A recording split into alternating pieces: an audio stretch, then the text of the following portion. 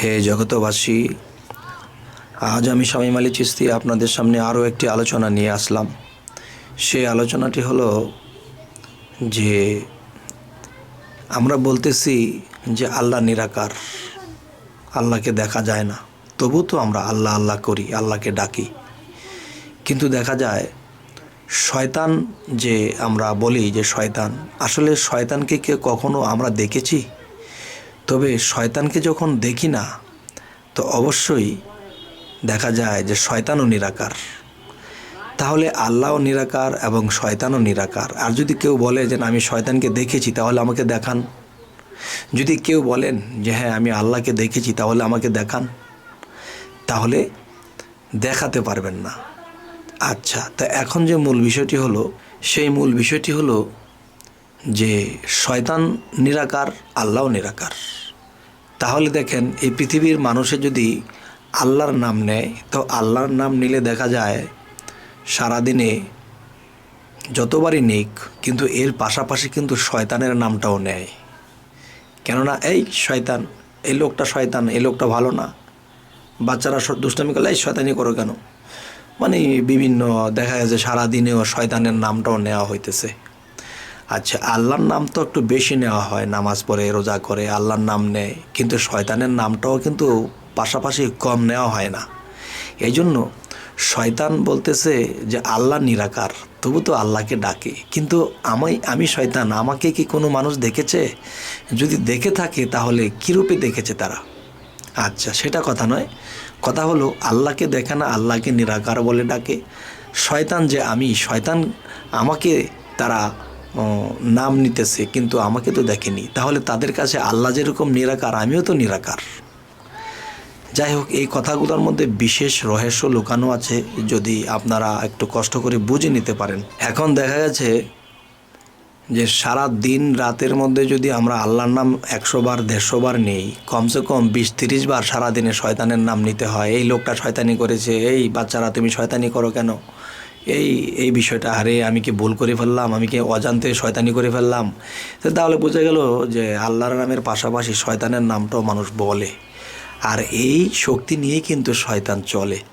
তবে শামীম আলী চিশতি যাই কিছু আপনাদের সাথে বলে, সেটি একটু বোঝার চেষ্টা করবেন, একটু গভীর জ্ঞানে বুঝবেন।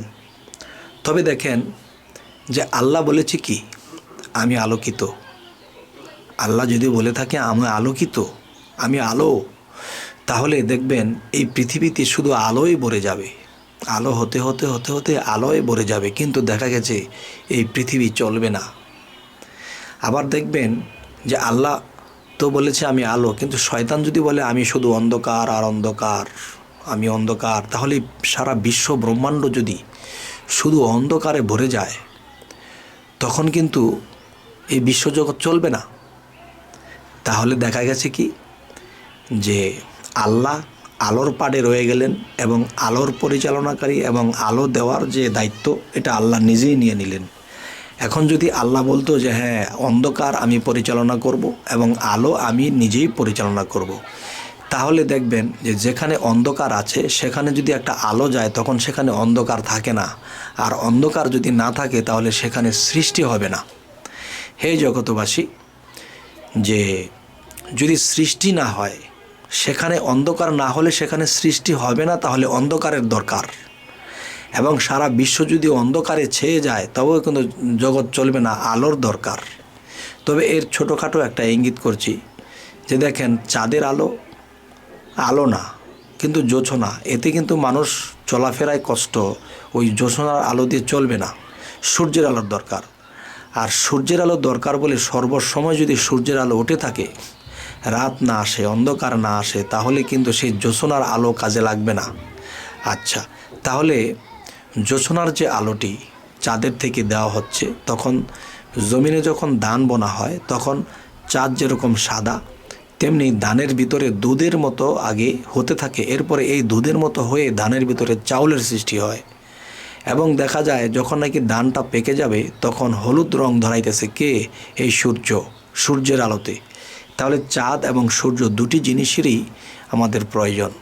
আচ্ছা, এখন আলো এবং অন্ধকার, আলোর যেরকম আমাদের প্রয়োজন, অন্ধকারেরও প্রয়োজন। তবে অন্ধকার যদি একদিনের জায়গায় 10 দিন রাত্র হয়ে থাকে পৃথিবী, তাহলে পৃথিবী চলবে না।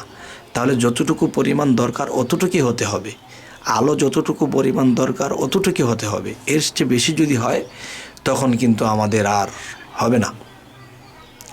তবে হে জগতবাসী, যে শয়তান বলতেছে যে আমি অন্ধকার, আমাকে মানুষ শয়তান বলে। আসলে কি শয়তান জানেন? তিনি সমস্ত জ্বালা যন্ত্রণা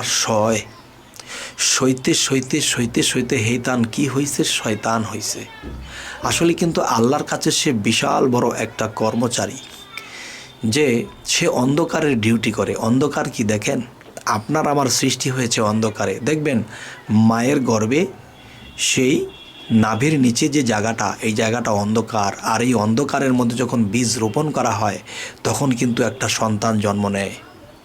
হ্যাঁ, এই হলো একটা বিষয়। আরেকটা বিষয় হলো কি, যে দেখবেন একটা বিচি যদি মাটির তলায় কেউ বনে, এবং মাটির তলায় কিন্তু অন্ধকার, আর সেই অন্ধকারের মধ্যে কিন্তু বিচিটা দো পাতা নিয়ে সেটা জ্বালাইলো, তাহলে অন্ধকারের মধ্যে এই জন্ম সৃষ্টির কাজ করতেছে কে? এই মুকরম।